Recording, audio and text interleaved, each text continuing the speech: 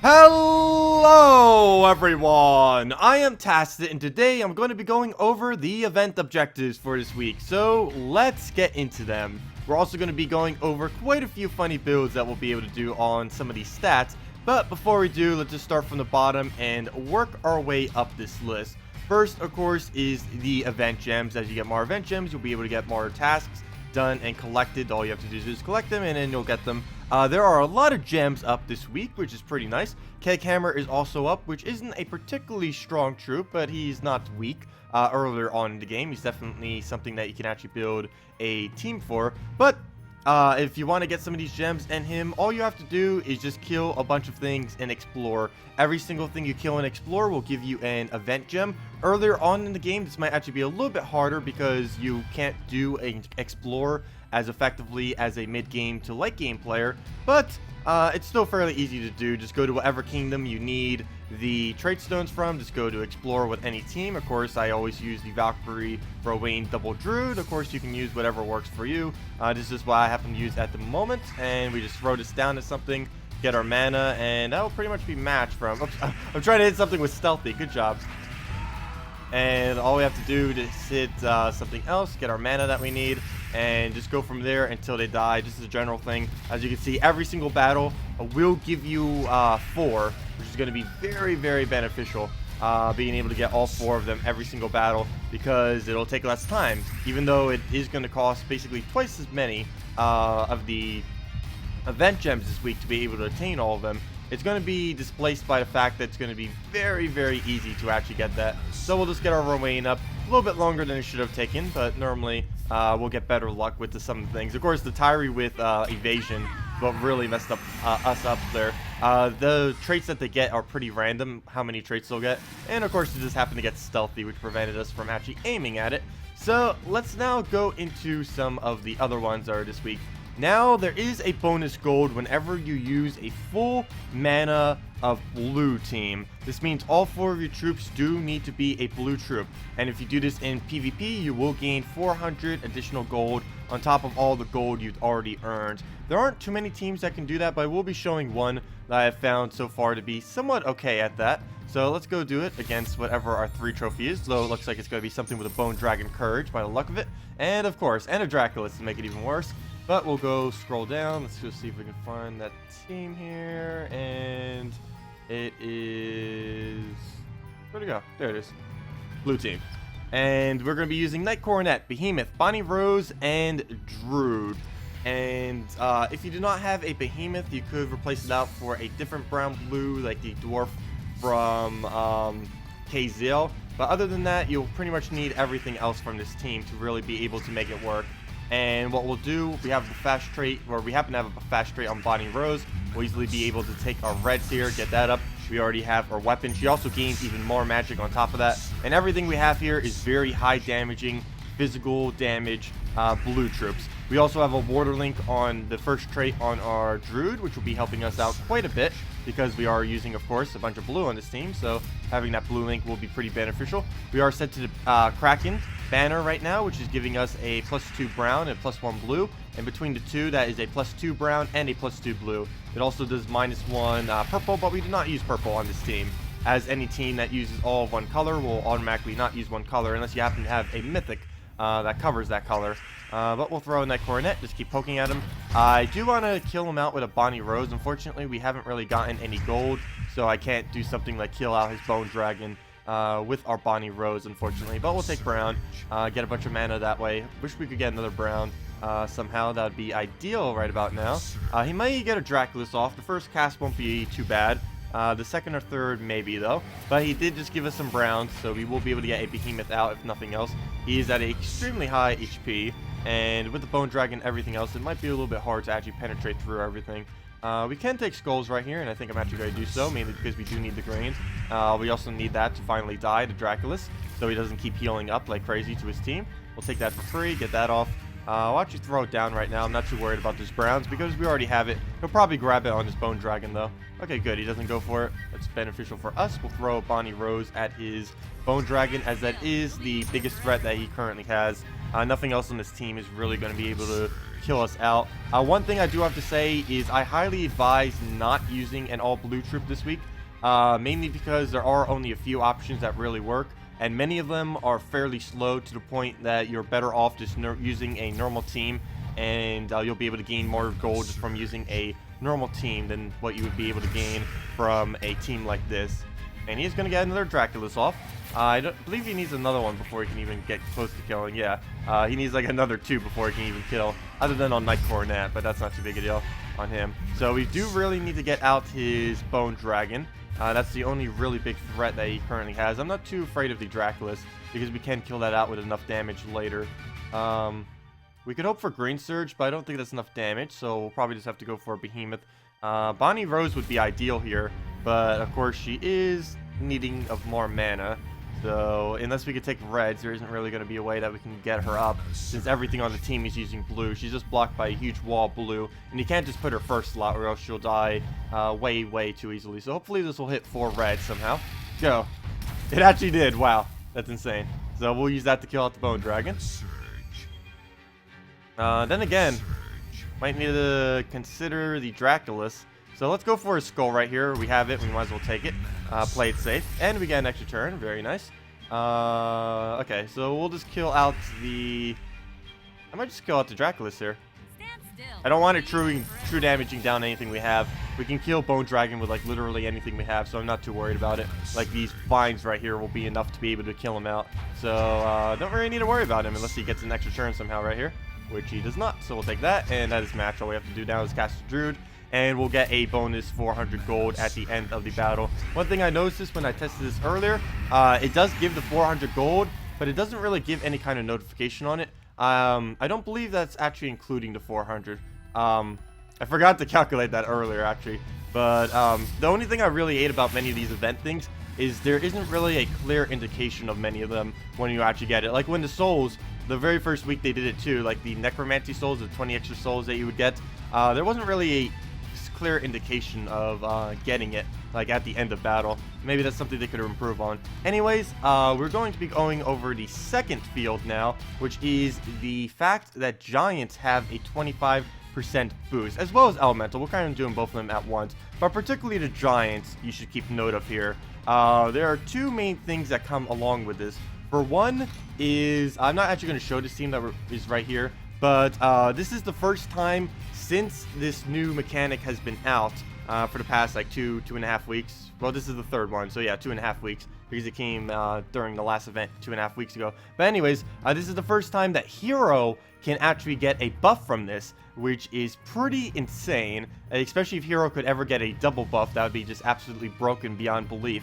But we do have a hero here getting a 25% bonus because it is indeed set as a giant, because there is a 25% bonus on a giant. And many people can actually do this. All you'd have to do is go on your Warlord, which pretty much everyone has from the First Kingdom. I believe at 100 wins you get the Giant Strength, and then you just set that your hero to that, and then boom, you're just getting 25% bonus stats on your hero, which in many cases in this week will be better than 8 life and 4 attack, either of those. So definitely good to consider Giant Strength on the Warlord class this week. But that's not the team I want to show. What I want to show is the fact that this exists.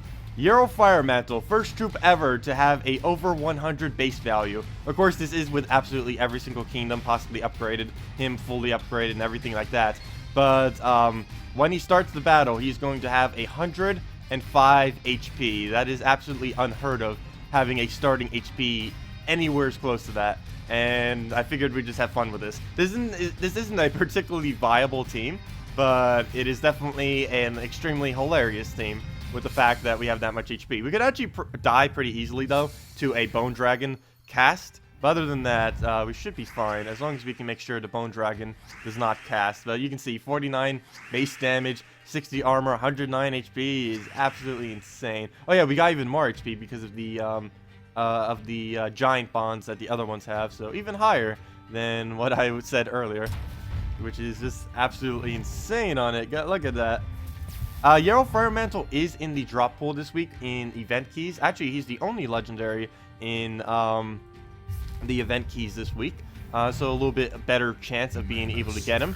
The only really big downside of Fire Mantle is, of course, he doesn't always have this big of a buff. After this week, it'll be back to his normal value. And at his normal value, he's only a fairly average troop. So if you wanted to just have a very overpowered Yarl this week, I guess you could kind of do that. But other than that, after this week, he's normally a lot more balanced than what he is now. I wouldn't really say he's unbalanced, though. Just very, very funny. Just look at his HP already. And then we'll take that out with Yarl Fire Mantle. And that's pretty much match at that point. Maybe just one skull, one other thing, and there we go. Brown, we are frozen on. I'll take it this way, mainly because I want the yellow. Normally, I would have taken it for the brown surge, but I wanted the yellow, just so we can actually get a cast or two off. He looks like he's going to get his ability off, but I'm not too worried about anything he might do with that.